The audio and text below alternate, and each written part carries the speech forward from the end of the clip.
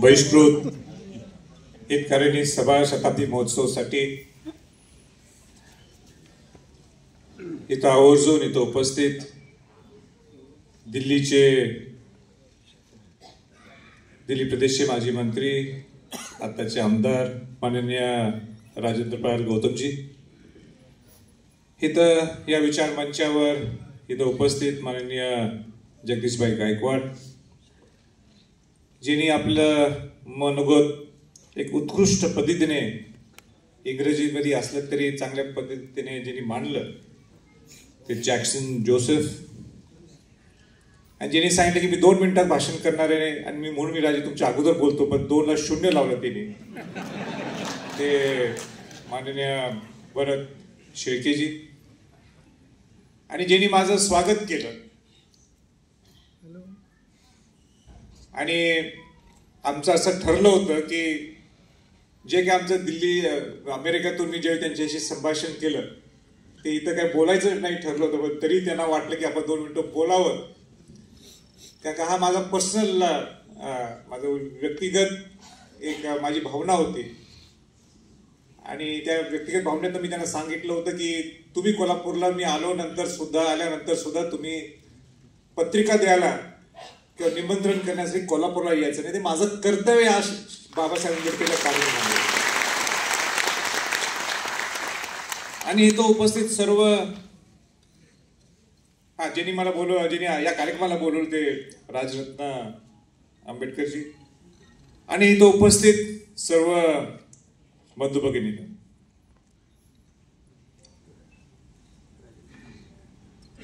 राजरत्न आंबेडकरजींनी माझी जी ओळख सांगत असताना जे शाहू महाराजांचे वंशज, शिवाजी महाराजांचे वंशज या नात्याने माझी ओळख सांगितली. पण मला सुद्धा माझ्या दृष्टिकोनातून सुद्धा हा एक अविस्मरणीय प्रसंग आहे. आज आपण 100 वर्ष एक शताब्दी महोत्सव म्हणून बहिष्कृत हितकारिणी सभा जी बाबासाहेबांनी जी संस्था उभा केली होती 100 वर्षाच्या अगोदर, आणि या शताब्दी महोत्सवाच्या कार्यक्रमाला मला आपण बोलवता एक शाहू महाराजांचा पंतू आणि बाबासाहेब आंबेडकरांचा पंतू एका विचारपीठावर येतो. म्हणजे बाबासाहेबांचे मोठे भाऊ आनंदराव आंबेडकर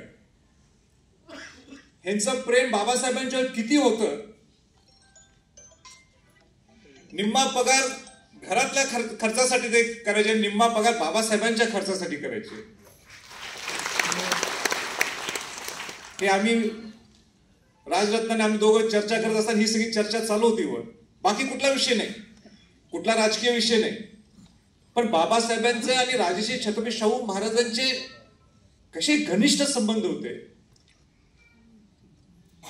किती मोठा दूरदृष्टिकोन ह्या 2 महामानवांचा होता, ह्याच्याबद्दल चर्चा होती. आणि म्हणून मला आज सुद्धा मला असं वाटलं की आपण नेमकं कशा पद्धतीने भाषण करावं, जे भाषण तुम्हाला सुद्धा आवडेल आणि जे भाषण मला सुद्धा अविस्मरणीय राहील माझ्या आठवणीत. I may not be so articulate like you, Josephji. I am trying my best how I can present to the people who come all the way from maybe Thana, all over from Maharashtra. आणि म्हणून मला असं वाटलं की बाबासाहेबांचे आणि छत्रपती शाहू महाराजांचे संबंध कसे आले त्यांच्या जीवनात. बाबासाहेबांना एक उगवता तारा, देशाला ज्याची गरज आहे ते बाबासाहेब आंबेडकर. हे राजर्षी छत्रपती शाहू महाराजांनी त्यावेळीच्या प्रतिकूल परिस्थितीत सुद्धा कसं हुडकलं असेल ह्याच्यावर आपण बोलणं गरजेचं असं मला वाटलं.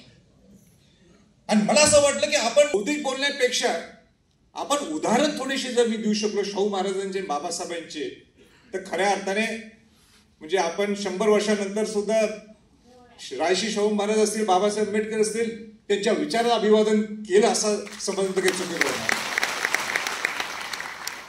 तर सुरुवातच मला अशी करायची आहे की मी राज्यसभेचा खासदार झालो. राज्यसभेचा खासदार झाल्यानंतर पहिलं मेडल स्पीच असते. म्हणजे मी मुंबईत होतो आणि मी विसरून गेलो की आज बिल कुठलंय. पण मला दिल्लीच्या ऑफिसमधून मला फोन आला की मागासवर्गीय आयोगाच्या घटना दुरुस्तीच्या बाबतीतलं ते बिल आहे आणि राजे मग आपण बोलणं गरजेचं आहे. कारण की शेवटी ही घटना कोणी लिहिली आहे? बाबासाहेबांनी लिहिली आहे. आणि आपण जर घटनेच्या बाबतीत किंबहुना राजर्षी शाहू महाराजांच्या बाबतीत आणि बाबासाहेबांच्या बाबतीत जर बोलू शकलो तर माझ्यासाठी सुद्धा ती आठवण राहील.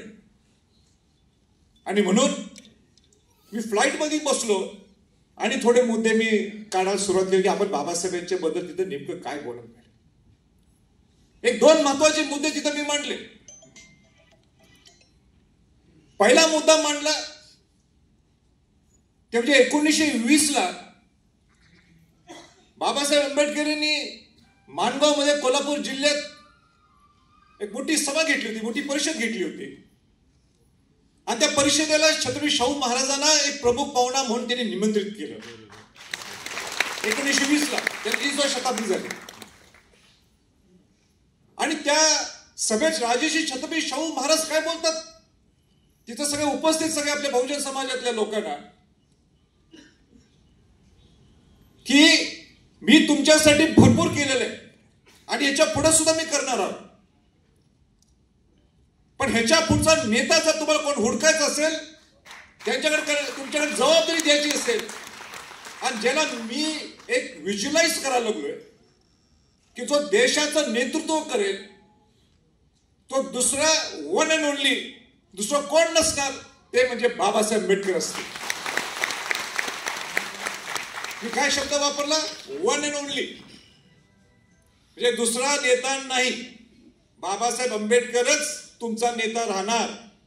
हे शाहू महाराजांनी 1920ला माणगावच्या सभेत बोलून दाखवलं. दुसरा मुद्दा मी पार्लमेंटमध्ये बोललो. माझं पहिलं भाषण पार्लमेंट मधलं. मी दुसऱ्या विषयावर बोललो नाही. राजरत्नजी मला मुद्दाम सांगायचंय, मी दुसऱ्या विषयावर चर्चा केली नाही. मी बाबासाहेब आंबेडकर आणि Rajarshi Chhatrapati Shahu Maharaj how they could be connected, rather they are connected. पण ते पार्लमेंटमध्ये आपण जर बोललो तर ऑन रेकॉर्ड जाईल या दृष्टिकोनातून मी ते बोललो. आणि मग मी थोडासा भावनिक झालो, भाऊक झालो आणि बोलत असताना मी सांगितलं की राजर्षी छत्रपती शाहू महाराजांना दलित हा शब्द आवडत नव्हता अजिबात. राजर्षी छत्रपती शाहू महाराजांना अस्पृश्यता नष्ट करायची होती. He wanted to eradicate the untouchability. आणि म्हणून आपण त्यांच्यासाठी कसं काम करायचं या दृष्टिकोनातून त्यांचं नियोजन चालूच होतं. अनेक लोकांनी विरोध केला. कोणी विरोध केला मला त्यात आता खोल जायचं नाहीये, ते सर्वांना ज्ञात आहे. पण हे सगळं चालू असताना एक दिवशी एक अत्याचार कोल्हापुरात झाला. आणि अत्याचार असा झाला की गंगाराम कांबळेला मारलं गेलं. गंगाराम कांबळेंना मारलं गेलं आणि गंगाराम कांबळेंनी ही तक्रार राजर्षी छत्रपती शाहू महाराजांना सांगितली. राजर्षी छत्रपती शाहू महाराजांनी सांगितलं, अरे गंगाराम तू नोकरी सोडून टाक आणि तू उद्योगात लागायचं. ते म्हणजे इथं तर एवढी अस्पृश्यता आहे. मगाशी शेळकेंनी सांगितलं मानवासारखं राहण्यासाठी बाबासाहेबांनी सांगितलं आणि ही तुम्ही तर मला सांगताय नोकरी सोड, जी असणारी नोकरी सोड आणि तुम्ही सांगताय की तुम्ही उद्योग सुरू करा. हे काय गंगाराम कांबळेंना पटत नव्हतं किंवा विश्वास बसत नव्हता. पण शाहू महाराज म्हणते, अरे मी तुझ्या पाठीशी आहे, तू उद्योग सुरू करायचा. आणि त्यावेळी चहाची गाडी किंवा चहाची आम्ही टपरी म्हणणार नाही पण चहाचं स्टॉल म्हणा, हे गंगाराम कांबळेंना काढायला लोकांना समजलं नाही. शाहू महाराजांचा दूरदृष्टिकोन समजलाच नाही लोकांना. लोकांना वाटतं ठीक आहे बाबा की काय इथं ह्याला बिचारा गंगाराम कांबळेला मारलं, अत्याचार झाला आणि म्हणून काहीतरी दुकान काढून दिलंय. शाहू महाराज तसे नव्हते. राजर्षी छत्रपती शाहू महाराजांना अस्पृश्यता नष्ट करायची होती. राजश्री छत्रपती शाहू महाराज अस्पृश्य हा शब्द नको होता. ते सुद्धा मनुष्य, आपण सर्व मनुष्य, आपण सर्व बहुजन समाजातले आहोत. आणि म्हणून शाहू महाराजांनी काय केलं, दररोज सकाळी चहा प्यायला तिथे जायचे. किती सोपं आहे, किती सोपं आहे की नाही. आता चहा प्यायला म्हणजे काय, तू म्हणजे आता म्हणणाऱ्या चहा दररोज चहा पितो तसं नाहीये. त्यावेळी एकमेकाचा चेहरा बघत, स्पर्श लांब, एकमेकाचा चेहरा पाहत नव्हते बिचारे दलित समाजाच्या लोकांचं. ते मोडून काढण्यासाठी, ते अस्पृश्य नष्ट करण्याच्या दृष्टिकोनातून राजश्री छत्रपती शाहू महाराजांनी सगळे जहागीरदार सरदार, जे टॉप नॉच, काय म्हणतो आपण, तुमचं सगळं इंग्लिश आम्हाला जमत नाही, हा, पण टॉप नॉच म्हणजे टॉप लेवलचे सगळे लोकांना त्यांच्या बगीमध्ये बसवायचं आणि कुठे जायचं, ऐकू येत नाही मला, कुठे चहा प्यायला जायचं. आणि मग अरे महाराज आपण तर हे कसं चहा पिण्याचं, हे कोण आहेत. शाहू महाराज म्हणते हेच मला अस्पृश्यता मोडून काढायची.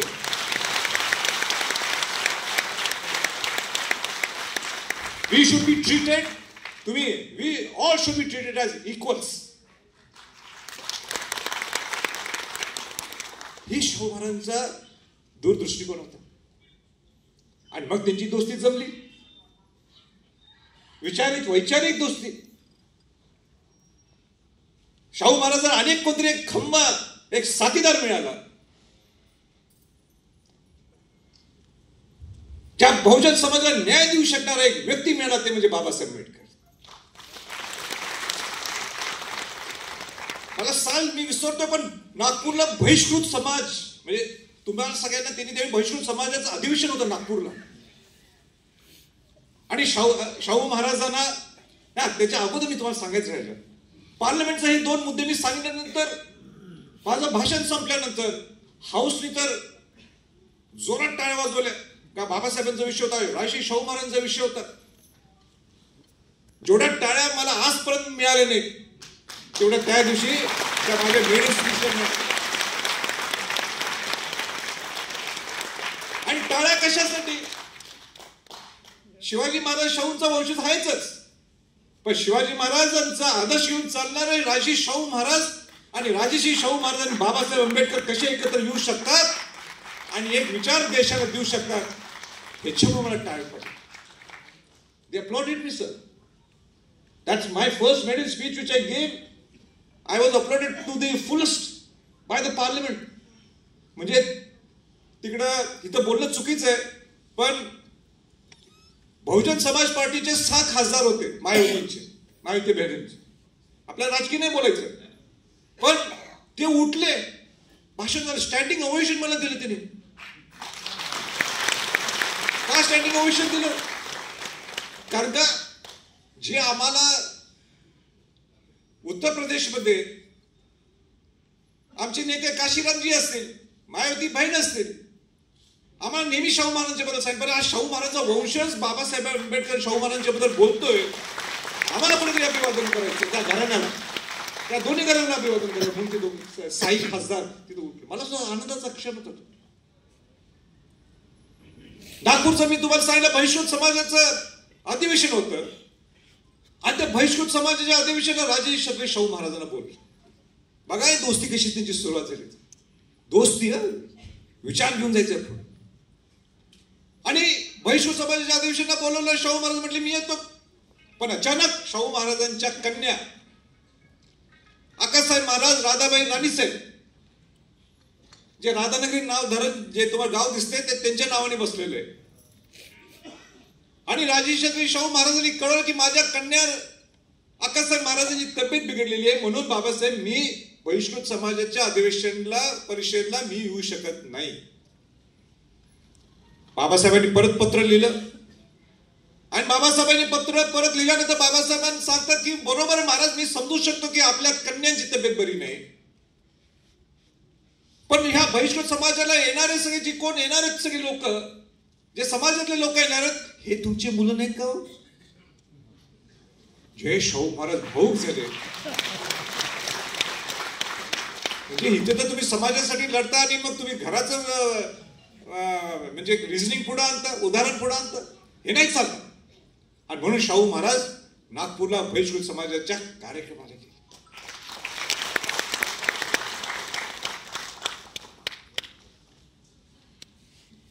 आज आपण मुंबईत आहोत. किती आनंद असतो बघा ना ह्या दोन वैचारिक लोकांना. ज्यावेळी बाबासाहेब पहिल्यांदा मॅट्रिक्युलेट पास झाल्यानंतर शाहू महाराज इथं आले, इथल्या चाळीत मुंबईत हुडकत हुडकत, कुठे हा बाबासाहेब, मला सत्कार करायचा, मला सन्मान करायचा आहे.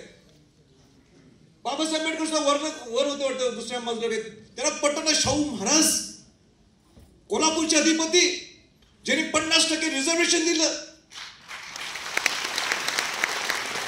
कोणाची धाडस नव्हती त्यावेळी, कोणी विचार केला नाही.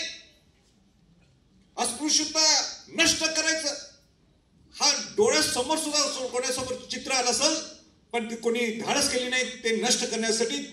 तो व्यक्ती कोल्हापूर नरेश हा माझ्या दारी आले. मी जाय पण तिकडे तर हा माझ्या दारी आलाय.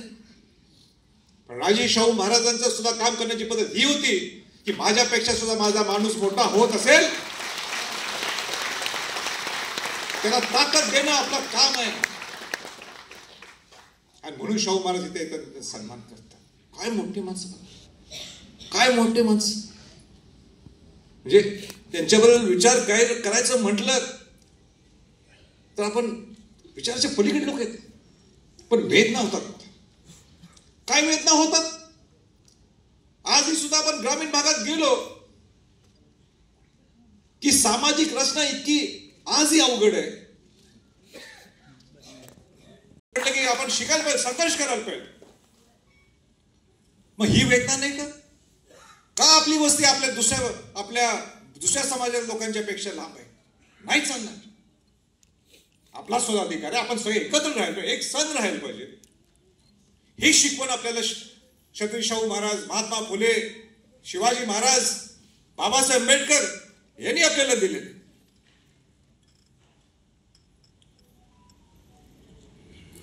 पण दुर्दैवाने दुसरी वेदना ही आहे की आपण आजही ज्या पद्धतीने शाहू महाराज असतील, शिवाजी महाराज असतील, महात्मा फुले असतील, बाबासाहेब आंबेडकर असतील, जो आपला पुरोगामी विचार असेल, हा खऱ्या अर्थाने नुसतं बोलण्यापुरतं ठेवून चालणार नाहीये. जो जिवंत इतिहास, जो जिवंत स्मारक आहेत आपले या महापुरुषांचे, हे कसे जीवित ठेवता येईल ह्याच्याकडे आपण सगळं बघा. मगाशी आपण शेळके सर बोलला महाडचं, आज मी रायगडला होतो. हा लोकांच्या परत हा विषय कसा पोहोचवता येईल, काय त्यांचा त्यावेळीचा विचार होता, का त्यांना काही करायचं होतं. मी राजरत्नांना सांगितलं मगाशी, माझं त्यांचं चांगलं जमते, उत्कृष्ट बोलतात ते, उत्कृष्ट बोलतात. माफ करा, मी तुलना करत नाही. मी सांगतो, मी तुलना करत नाही. आय कोट अँड अनकोट, मी तुलना करत नाही. मगाशी मी गाडीत आलो बाहेर आणि मला समोर त्यांच्याकडे त्यांचा पोशाख बघितला, त्यांचा उभारण्याची पद्धत बघितली. मी खरं सांगतो, मला बोल दिसले असते.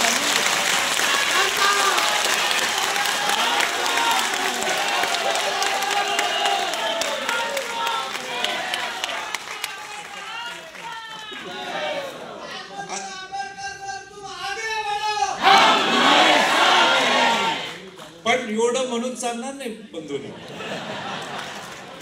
दिसणं एक वेगळं आणि तो विचार पुढे नेणं वेगळं, आणि त्या विचाराने ते चाललेत. पण मला अपेक्षा फार मोठ्या आहेत तुमच्या. एवढं नाही चालणार, एवढं नाही चालणार. मी उगाच आलो नाही कार्यक्रमाला. नुसतं शाहू महाराजांचा पंतू आणि बाबासाहेबांचा पंतू एका स्टेजवर होतो ह्याच्यासाठी मी नाही आलो. माझा स्वार्थ आहे ना, माझा स्वार्थ आहे. आणि त्यांची अडचण ही आहे, मागे राहून चालणार नाही. तुम्हाला आवडत नाही आवडत, पण बाबासाहेबांनी घटना लिहिलेली आहे तुमच्यासाठी. आहे काय बरोबर? आहे काय बरोबर? मी म्हणत नाही स्वराज्यात या, मी म्हणत नाही स्वराज्यात या, पण त्यांना महाराष्ट्रात फिरवण्याची जबाबदारी संभाजी छत्रपतीची निश्चित असते. त्यांना राजकारणात यायचं नाही तो त्यांचा प्रश्न आहे. त्यांना राजकारणात यायचं काय नाही यायचं तो त्यांचा प्रश्न आहे, पण महाराष्ट्रात फिरवण्याची त्या जबाबदारी माझी आहे. बाबासाहेब आंबेडकर शाहू महाराज म्हणायचे बाबा हा पुढचा नेता तुमचा आहे. मग आम्ही म्हणू शकत नाही थोडंफार? आम्ही म्हणू शकत अरे बाबा तुमच्या पंजोबाने म्हणजे बाबासाहेबांचे मोठे भाऊ म्हणजे यांचे पंजोबा आनंदराव आंबेडकर, नाही पंजोबा, मी चुकत नाही.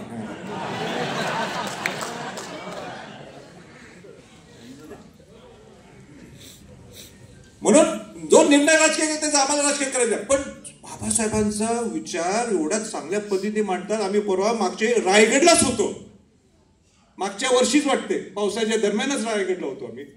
इतकं सुंदर भाषण, इंटेलेक्च्युअल भाषण. मी हल्लो नाही मी ते त्याचं भाषण ऐकताना. पण किती जणांना माहित आहे? नाही सर, मी मगाशी त्यांचं फेसबुक पेज उघडलं, इन्स्टा काय फेसबुक पेज, माझे फॉलोअर्स काहीतरी आहेत 3 लाख अधिक काहीतरी. तुमचे तेवढेच आहेत नाही? इंस्टावर ना बघताय ना सर, इंस्टा 3,70,000 चेष्टा आहे. आम्ही धडपडून आम्ही तिथे जवळपास आलो. उठलं की सकाळी आम्ही घरदार सोडून आम्ही फिरतो, काही न करता एवढे म्हणजे इंटेलेक्च्युअल फॉलोइंग. 128 देश फिरलेला व्यक्ती आहे.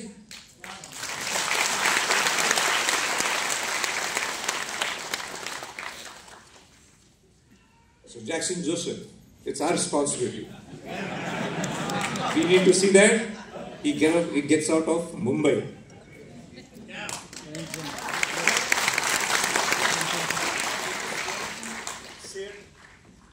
Some people come in by descent. He's just not just by descent. Our Chhatrapati is by virtue.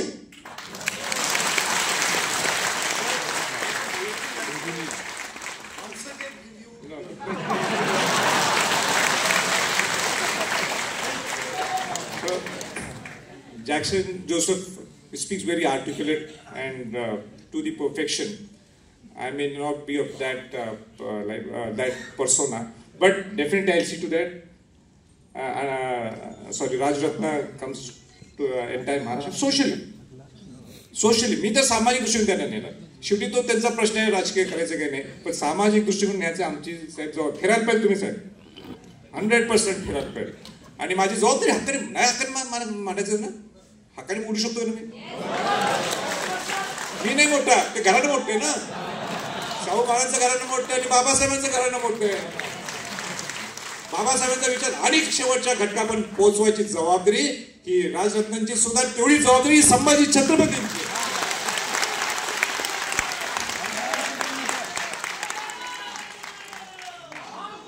एक शेवटचं उदाहरण देतो मी. आता मला पुण्याला जायचंय, मला साल माहित नाही, 1950च्या त्या दरम्यानचाच तो काहीतरी आहे.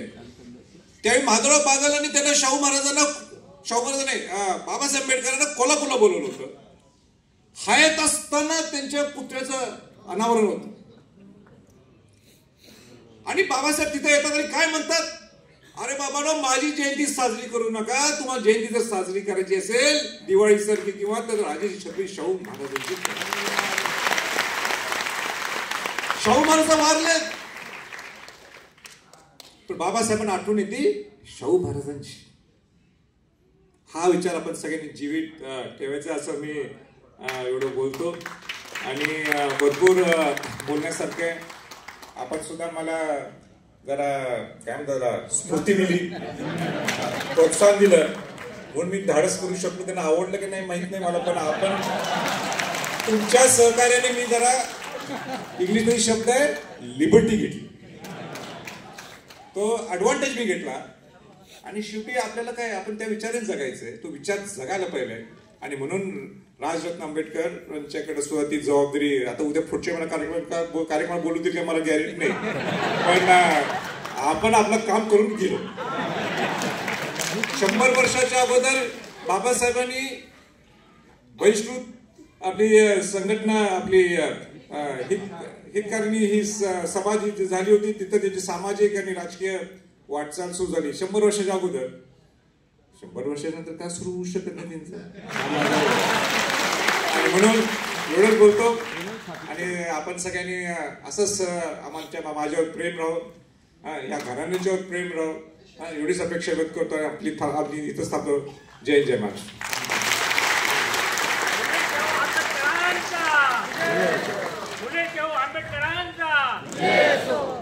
खरंच धन्यवाद राजे. तुमच्या भाषणामुळे आम्ही सगळे प्रभावित झालो आहोत आणि भारावून गेलो आहोत. जोरदार टाळ्या. खरंच खूप खूप आभार.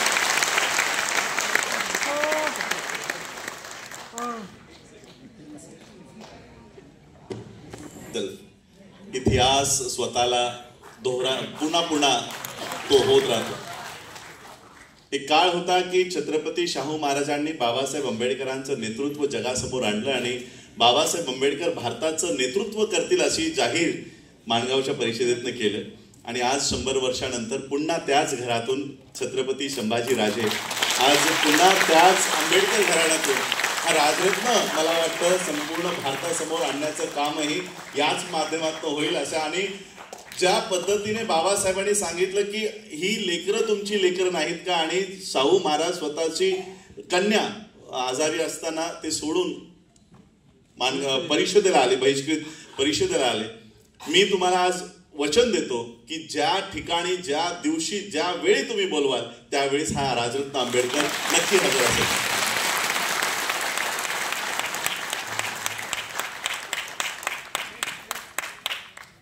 मित्रांनो, छत्रपती संभाजी महाराजांनी शाहू महाराजांच्या त्या कालखंडाची आपल्याला आठवण करून दिली आणि ती जबाबदारी आज छत्रपती संभाजी महाराजांनी घेतली आहे. डॉक्टर बाबासाहेब आंबेडकरांची जबाबदारी शाहू महाराजांनी घेतली आणि आज छत्रपती संभाजी महाराजांनी जबाबदारी घेतली आहे राजरत्न आंबेडकरांची. आपण सगळे आता महाराष्ट्रात सुखी झालो हे गृहीत धरा आणि आपण आपल्याकडून राजरत्न आंबेडकर साहेबांना मोकळं करायचं की नाही, राजकीय दृष्ट्या त्यांना काम करू द्यायचं की नाही. सगळ्यांनी आवाज द्या. सगळ्यांनी कबूल केलं. सर, तुमच्या पारड्यात राजरत्न आंबेडकर साहेब आहेत. पुढील 3 महिने राजरत्न साहेब आपल्या सोबत आहेत. धन्यवाद.